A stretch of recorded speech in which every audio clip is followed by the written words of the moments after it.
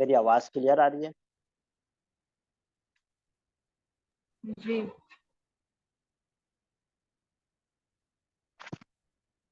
آج کا ہمارا ٹاپک ہے کہ ولایت کسے کہتے ہیں، ڈیفینیشن کیا ہے ولایت کی، آئیڈیولوجی کیا ہے، کیا نظریہ ہے، ولایت سے مراد کیا ہوتا ہے۔ دیکھیں، ایک ہے ولایت واو پہ زبر کے ساتھ، چاہے تو اپنے پاس نوٹ کر لیں آپ لوگ رجسٹر میں، بالخصوص یہ درس نظامی کے جو اسٹوڈنٹس ہیں یا جو سلسلے میں داخل ہیں، آپ جتنے بھی احباب ہیں، اب ظاہر ہے یہ تربیتی نشست ہے تو آپ سب اسٹوڈنٹس ہی ہیں، تو چاہیں تو اپنے پاس نوٹ کر لیں، بہت اہم چیز ہے۔ ایک ہوتی ہے ولایت، واو پہ زبر کے ساتھ ہے، ہمارے مشائخ نقشبندیہ نے اس کو بیان کیا ہے، واو پہ زبر کے ساتھ ولایت۔ ایک ہوتی ہے ولایت، واو پہ زیر کے ساتھ، ولایت واو پہ زیر کے ساتھ ہوگی، ٹھیک ہے۔ دونوں میں فرق ہے۔ ولایت کا واو پہ جو زبر کے ساتھ ہے، فتحہ کے ساتھ ہے، تو ولایت کا جو تعلق ہے وہ قرب الہی کے معاملات سے ہے، قرب الہی کے جو امور ہیں، معرفت الہی کے جو امور ہیں، اس کا تعلق ولایت سے ہے، واو پہ زبر کے ساتھ۔ جب بھی ولایت بولا جائے گا تو اس سے مراد وہ معاملات ہوں گے، وہ امور ہوں گے، وہ نسبت ہوگی۔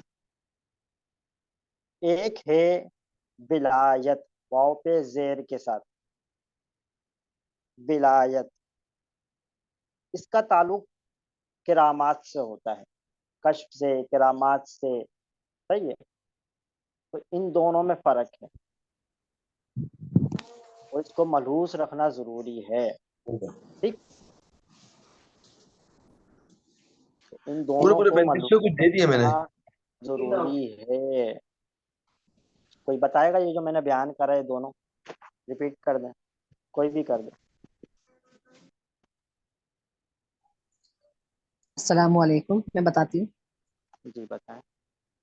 ولایت کا تعلق ہے اللہ کی قربت سے، اور ولایت کا تعلق ہے کرامات سے۔ صحیح، بہت اچھا بتایا۔ تو آج کا جو ہمارا ٹاپک ہے وہ ولایت ہے واو پہ زبر کے ساتھ، ٹھیک ہے، جس کا معاملہ قرب الہی سے ہے، جڑا ہوا معرفت الہی سے ہے۔ اب ولایت کے لفظ ولی کے کیا معنی ہوتے ہیں، لغوی معنی کیا ہے ولی کے، کیونکہ ولی ہی سے ہی ہے ولایت، ٹھیک ہے۔ تو قاضی ثناء اللہ پانی پتی رحمۃ اللہ تعالی علیہ بہت بڑی علمی شخصیت ہیں، قاضی عارف باللہ قاضی ثناء اللہ پانی پتی رحمۃ اللہ علیہ سلسلہ عالیہ نقشبندیہ مجددیہ کے بہت بڑے بزرگ ہیں، اور چاہے بریلوی مکتبہ فکر ہو یا دیوبندی مکتبہ فکر ہو، دونوں ان کی بزرگی کے قائل ہیں، دونوں کے متفقہ بزرگ ہیں۔ اور ان کا مقام یہ تھا قاضی ثنا پانی پتی رحمۃ اللہ تعالی علیہ کا، کہ جو ان کے شیخ ہیں حضرت عارف باللہ مظہر جانے جانا، جن کے نام پہ آپ نے اپنی تفسیر قرآن کا نام رکھا ہے تفسیر مظہری، پہلے بھی میں ڈسکس کر چکا ہوں ان کے بارے میں۔ تو جو ان کے شیخ ہیں قاضی ثنا اللہ علیہ رحمٰ کے، وہ فرمایا کرتے تھے، ان کے شیخ مرشد، کہ اگر روز محشر اللہ تعالی کی بارگاہ میں مجھے کچھ پیش کرنا ہوا جس پہ مجھے ناز ہوگا، تو میں قاضی ثناء اللہ پانی پتی کو پیش کروں گا۔ اور آپ بھی فرمایا کرتے تھے کہ یہ قاضی ثناء اللہ اپنے مرید کے بارے میں بتا رہے ہیں کہ یہ اس درجے کے بزرگ ہیں کہ فرشتے بھی ان کا ادب کرتے ہیں، اتنی پائی کی ہستی ہوئے ہیں یہ، ہندوستان میں ان کا مزار ہے۔ تو بہرحال آپ فرماتے ہیں تفسیر مظہری میں ہی آپ نے فرمایا لفظ ولی کے معنی بیان کرتے ہوئے کہ ولی کا ایک معنی ہوتا ہے قریب، عربی میں، عربی کا لفظ ولی، اب اس کے کیا کیا معنی آتے ہیں، قربت کے معنی میں آتا ہے، قریب ہونے کے معنی میں، ٹھیک۔ اسی طرح محب کے معنی میں آتا ہے محبت کرنے والا، इसी तरह सिद्दीक यानी सच्चा और मददगार, ये माना आपने बयान करें। लफ्ज वली के और भी माना है, बहरहाल आपने ये माना बयान करे, और इसी का ताल्लुक होता है विलायत से। अब वो किस तरह देखें, तो एक माना इन्होंने बयान करा वली का करीब, यानी वो अल्लाह से कुर्ब खास रखता है, अल्लाह के करीब होता है। इसी तरह मुहिब मोहब्बत करने वाला, तो वली वही होता है जो अल्लाह से टूट कर मोहब्बत करे, सबसे टूट कर उसको चाहे। इसी तरह सिद्दीक, वो अपने रब के साथ बिल्कुल सच्चा होता है। और मददगार, यानी उसका मददगार अल्लाह होता है। वली वो होता है जिसका मददगार अल्लाह हो, यानी खास मददगार। यूं तो हर बंदे का मददगार ही अल्लाह है, और मोमिनीन का तो खास मददगार है। खास कुल खास जिसका मददगार अल्लाह हो जाए वो वली होता है। तो अब वली भी जो दूसरों की मदद करता है, हेल्प करता है, तो वो अल्लाह ही की अता से करता है, यानी अल्लाह ताला उसको दूसरों का मददगार बना देता है। हमारे अंदर बहुत सारे लोग हैं जो एक दूसरे का मददगार हैं। किस तरह, कोई किसी को पढ़ा के उसकी मदद कर रहा है, उसकी तालीम में इजाफा कर रहा है।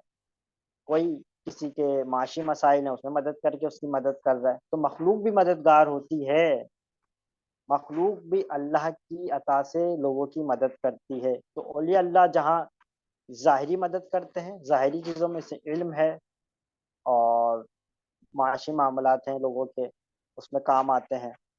इसी तरह लोगों की रूहानी मदद भी करते हैं, उनको रूहानियत पहुंचाते हैं, उनके लिए रब ताला की बारगाह में दुआ करके उनकी मुश्किलात हल करवाते हैं, वगैरह वगैरह।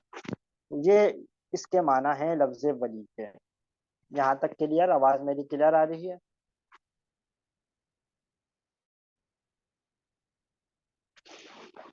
शाहिद सैफी साहब नहीं आज की नशिस्त में? सैफी कह गया मैं, शाहिद नक्शबंदी साहब।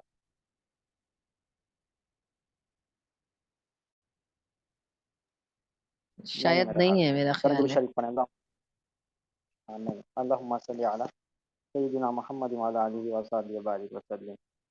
तो ये लफ्ज़ वली के माना, ठीक है। तो अब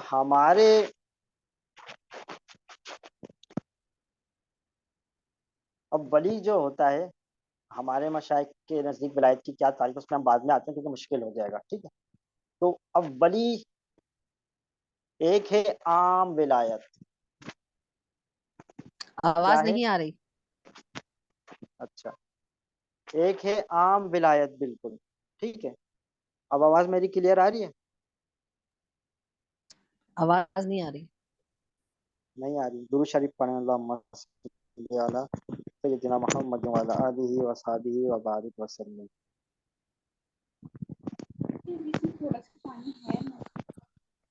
अब मेरी आवाज क्लियर आ रही ये है? पकाओ, पानी है तो पकाओ, फिर सब पे लगा दो। ठीक है, आवाज मेरी आ रही है? सही है। तो एक है आम विलायत और एक है खास विलायत। क्या कहा मैंने? कोई इसको रिपीट करेगा? समरोज आप।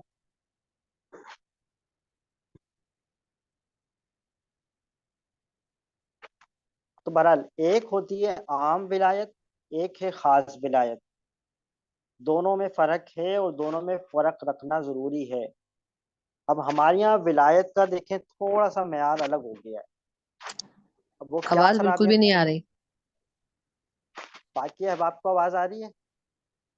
नहीं, आवाज नहीं आ रही।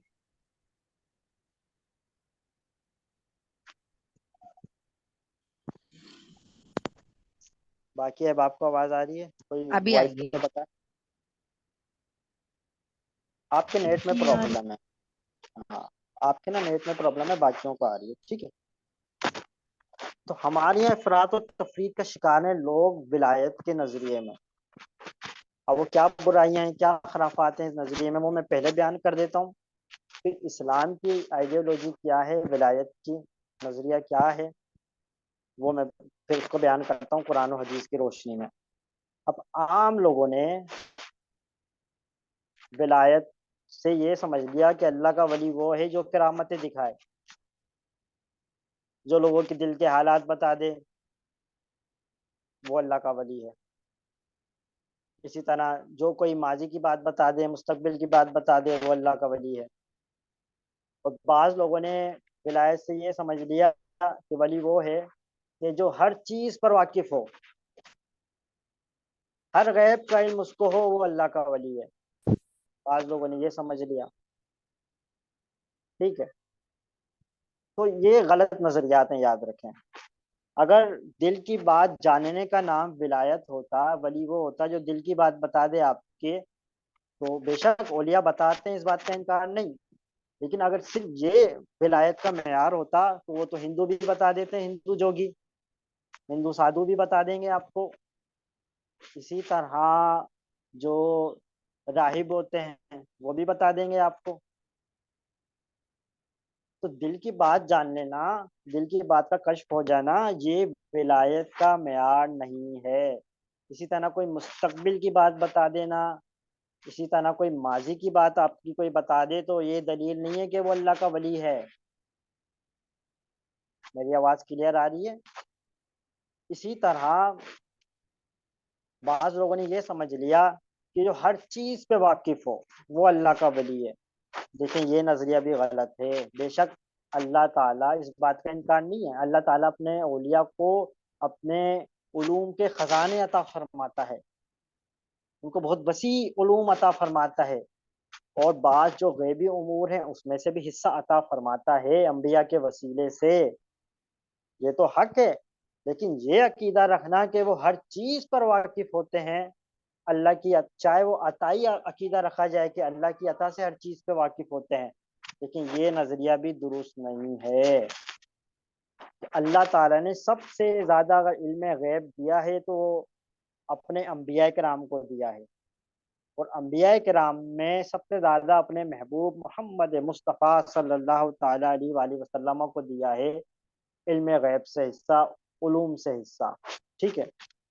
اس کے بعد جو اولیاء کو ملتا ہے، جس امت کے اولیاء ہیں ان کو نبی علیہ السلام کے وسیلے سے کچھ حصہ ملتا ہے، تو یہ ضروری نہیں ہے کہ وہ ہر چیز پر واقف ہوں۔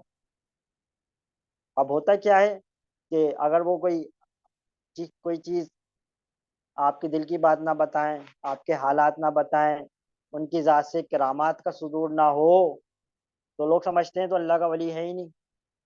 جبکہ یہ چیزیں ضروری نہیں ہے، بہت ممکن ہے کوئی بہت بڑا صاحب ولایت ہو اور وہ اسے کرامات کا صدور نہ ہو، کیونکہ وہ ان چیزوں پہ توجہ ہی نہیں دیتے۔ اولیاء تو اپنی کرامات کو چھپاتے ہیں، اور اگر ظاہر بھی کرتے ہیں تو لوگوں کی اصلاح کے لیے۔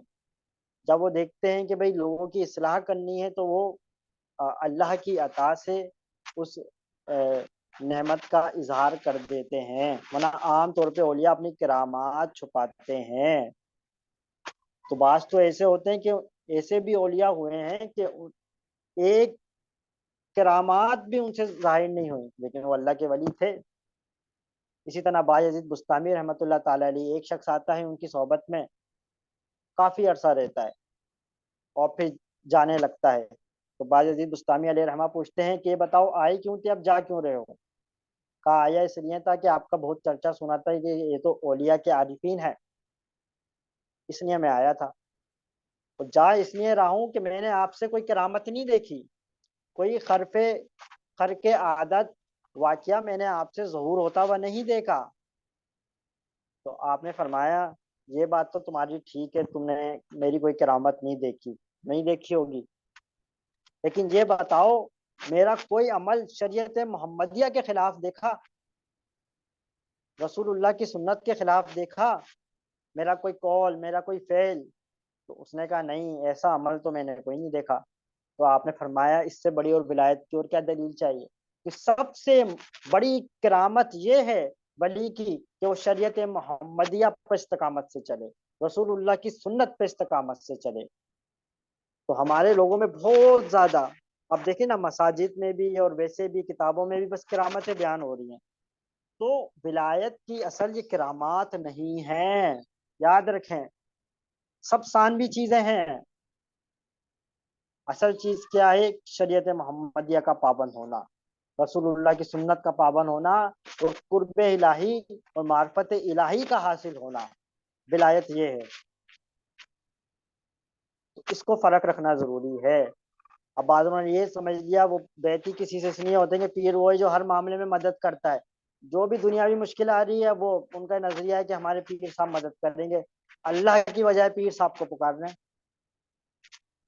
तो इतना ज्यादा भी अकीदत में बढ़ना सही है, औलिया के वसीले से उनका वसीला इख्तियार किया जाए कि या अल्लाह ये मेरे शेख हैं या ये फलां बुजुर्ग हैं, इनके वसीले से मेरी मदद फरमा, तो ये बिल्कुल ठीक है, वसीला ठीक है। लेकिन बराह रास्त हर चीज में हर वली को पुकारना ये भी दुरुस्त नहीं है, सही है। अकाबिर औलिया ने इससे भी परहेज किया है, बाज इसके जवाज के कायल हैं, बाज के नजदीक ये जायज है, जैसे कोई गौसे आजम को पुकारता है ठीक है, लेकिन उसमें भी बहुत ज्यादा, अब ये ना हो कि हर मुश्किल आ रही है तो बस गौसे आजम को तो वो पुकार रहे हैं, अल्लाह को पुकार ही नहीं रहे, तो ये अच्छी बात नहीं है, ठीक है, इससे बचना चाहिए। आप अल्लाह से डायरेक्ट दुआ करें, अल्लाह से मदद मांगे, हुजूर गौसे आजम के वसीले से मांगे। और जब आपकी दुआ कबूल ना हो रही हो तो फिर हुजूर गौसे आजम से भी अर्ज करें आप रूहानी तौर पे कि आप हमारे लिए दुआ फरमा दें कि हमारी मुश्किल हल हो जाए, आप तवज्जो रूहानी तवज्जो फरमा दें अल्लाह की अता से, तो ये फिर ठीक हो जाएगा, ठीक है। लेकिन हर चीज में मुबालगा बहुत ज्यादा कर देना ये मुनासिब अमल नहीं है, ठीक है। हम ना जायज और नाजायज की यहाँ पे बहस नहीं कर रहे, बहरहाल मुनासिब अमल नहीं।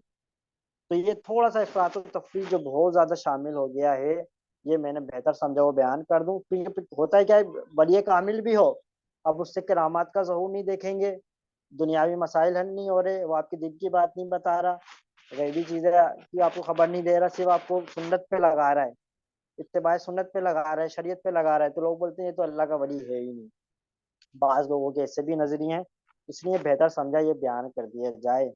इस बात का इनकार नहीं कि अल्लाह ताला अपना औलिया को तसर्रुफात अता करता है, जैसे हम आगे बयान करेंगे। यहाँ तक मेरी गुफ्तगू के लिए किसी को कोई बात ना समझ आई हो तो पूछ ले।